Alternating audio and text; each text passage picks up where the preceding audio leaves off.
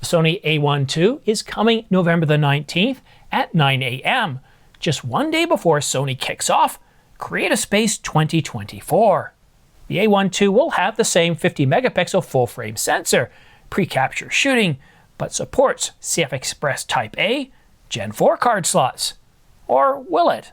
Well, along with a recap of the latest leaked specifications, we've got leaked images of the A1 II, along with the 28 to 70mm f2. But before we get to the details, please subscribe to this channel. It doesn't cost you anything, helps this channel grow, and keeps you up to date on the latest camera coverage.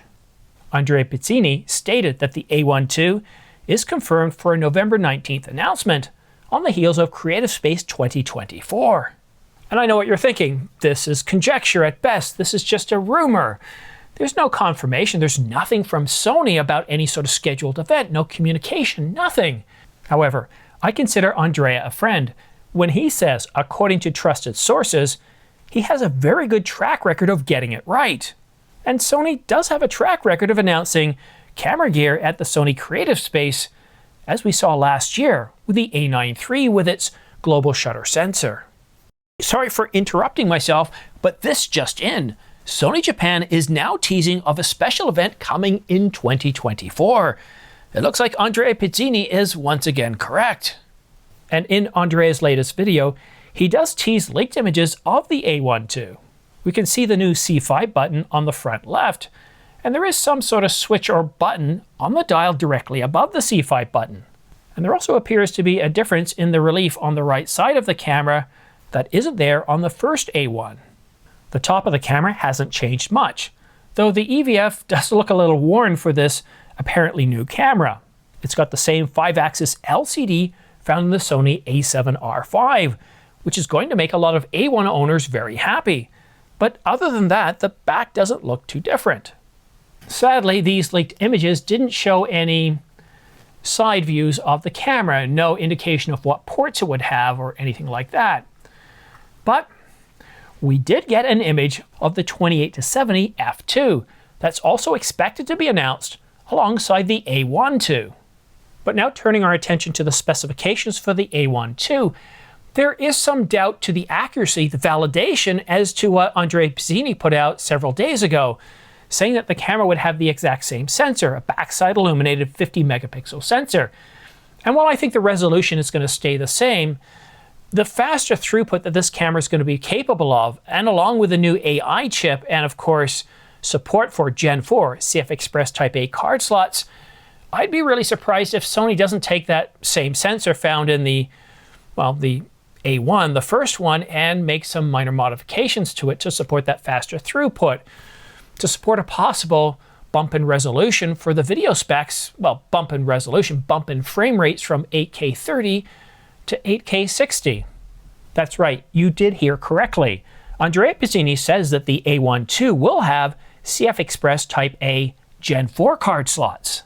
Andrea does say that Gen 4 doubles the speed of Gen 3, with Gen 3 providing a maximum theoretical write speed of 1000 megabytes per second, though the real world would probably never reach more than about 800 megabytes per second. And with Gen 4, we can see that that max theoretical write speed does double to 2000 megabytes per second. But in the real world, while we could reach potentially 1.8 gigabytes per second, there isn't a card on the market that goes much past 1.5 gigabytes per second. Andrea also states that the A1 II will have the same architecture, same design, camera body design as the A9 III.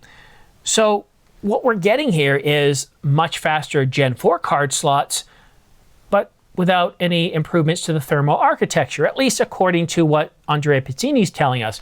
So let's make a couple of assumptions here. Let's say it gets the exact same design as the A9 III, no heat pipes, no active or even passive cooling system.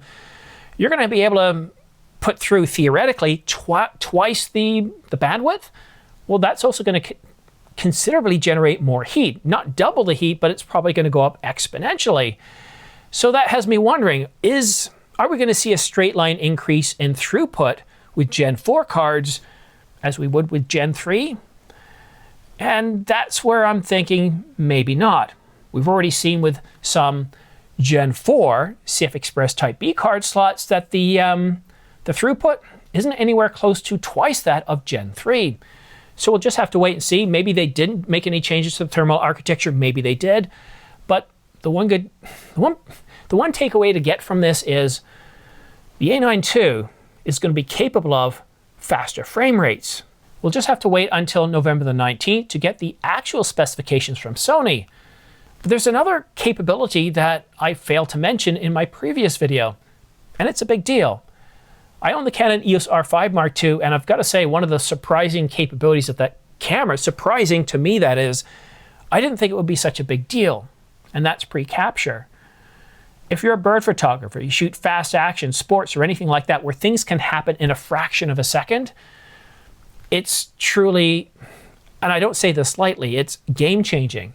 Think of those times where you've been sitting at a blind, waiting almost all day to try and take a photo of a bird or some other animal, where you're shooting sports and right in front of your eye while you're waiting for everything to get set up, something happens and you missed it. You missed it.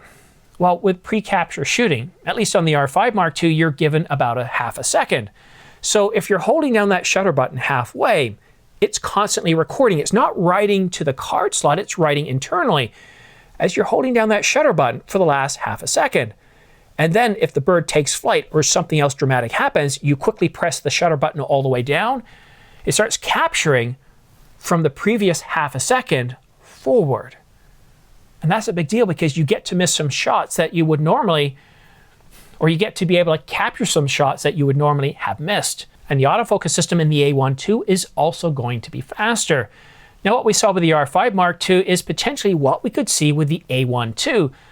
Not so much a much faster speed. I'm tired of hearing about faster autofocus systems. What we want is autofocus systems that, well, think a little bit more like us.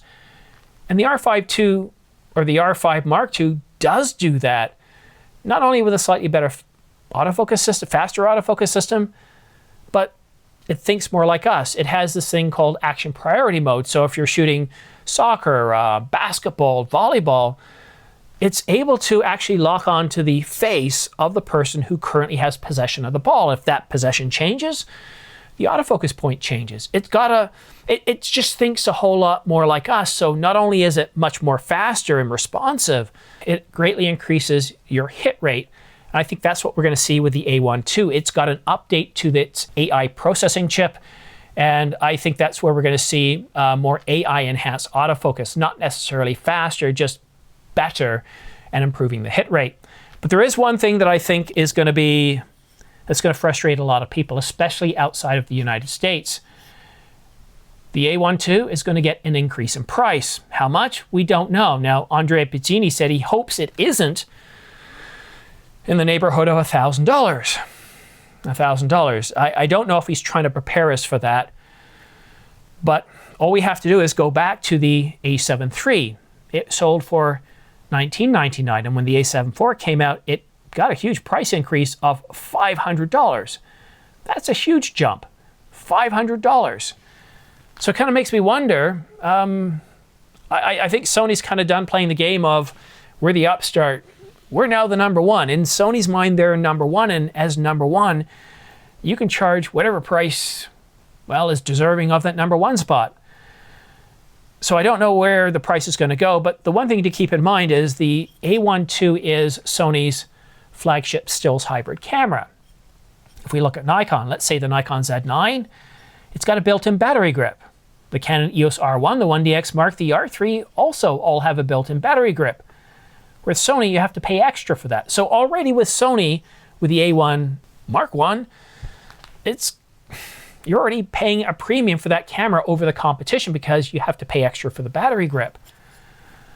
I'm a little bit concerned as to what the price can be. And speaking of price, I decided to take a look to see if there were any deals on Sony cameras like the A1 Mark I or other cameras like the A7 IV, the A7S III, the FX3, the FX30, and you know what? Not a single sale here, but you will notice it does say rebates.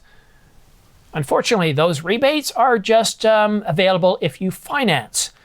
So yeah, and if you know anything about financing, you're going to pay a premium because of that interest rate. So a little bit disappointing on the price. So if you are interested in pre-ordering the Sony A1 II on November the 19th, please consider using these links because they quite literally support this channel and help keep the lights on. But more importantly, they help keep away those pesky 60-second Squarespace ads from the beginning of this video. And more importantly for you, one thing they also do is they will show you all kit packages offered by both Adorama and B&H, as these companies quite often package extra lenses or storage or camera bags as different kit options. But now for one last question. Will the A1 II be evolutionary or revolutionary? From what my sources are telling me, well, the A1 II is going to be, how shall we say, a nice update. It's not going to be revolutionary. It's going to be evolutionary. And if you have the A1, I think you're going to like the A1 too. And to help welcome in, bring in this new camera on November the 19th, starting at 8 a.m. Eastern Time, I'm going to be performing a live stream with my expert panel where we're going to talk about the latest leak specifications and what we would do if we were the head of Sony's camera division. How would we change the A1 II in terms of what the competition's doing? So all that takes place 1 hour before Sony's announcement on November the 19th at 8 a.m. Eastern Time, and I look forward to having you there. I really do hope that Sony does add some rather interesting technology, and if you were hoping for a global shutter sensor, yeah, no, that's not happening here. Sony's not putting a global shutter sensor in there. It's going to be a backside illuminated 50 megapixel sensor. But that's it for now. Thank you so much for tuning in. Have yourself a great day. Oh, and one other thing. In just a couple of days, I'm going to be attending Profusion, a photo, video, and cinema trade show in downtown Toronto, held at the Metro Toronto Convention Centre between November the 6th and November the 7th. It's easy to get to. You can take the train in, and of course, if you're flying in, well, you can take the train, the Up Express, right from the airport to downtown in Union Station, and at that point, you're just about a 10-minute walk away from the convention center. And what's really great about this trade show, it's free. And if you live in Toronto, the idea of anything, any trade show, anything being free is just astonishing. I can't believe it myself. It's just absolutely unbelievable. And what's really unique about this trade show, it's nowhere near as big as CES in Las Vegas, spanning multiple different venues. It's the sheer number of vendors that attend, representing photography, videography, and cinema. I don't know why I haven't attended before. Maybe it's just timing towards the year end, but this is a trade show I'm really looking forward to. So if you're going to be attending, I'm going to be there on Wednesday, probably sometime between 10 and 11. I'm trying to make a visit to my local camera store, Downtown Camera, because I want to shoot some video for an upcoming review I'm working on. I can't tell you anything about it because I'm under NDA, but I will be at the trade show no later than 11 o'clock when it opens up on Wednesday. So I hope to see you then. But that's it for now. Have yourself a great week. And yeah, we'll see you soon. Cheers. Bye-bye now.